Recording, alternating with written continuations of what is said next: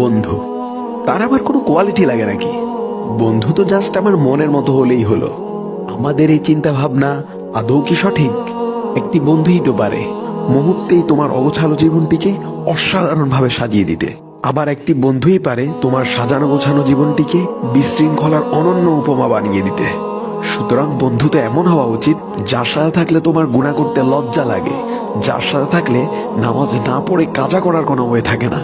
আছে নাকি তোমারও এমন কোনো বন্ধু যার সাথে থাকলে তোমার গুনাহ করতে লজ্জা লাগে, যার সাথে থাকলে তোমার নামাজ না পড়ে কাজা করার কোনো ওয়ে থাকে না?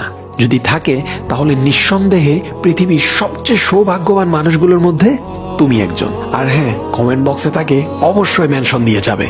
আর যদি না থাকে তাহলে আজই এমন বন্ধুর অন্বেষণে নেমে পড়ো। সবশেষে একটাই কথা, সৎসঙ্গে স্বর্গবাস, অসৎসঙ্গে সর্বনাশ।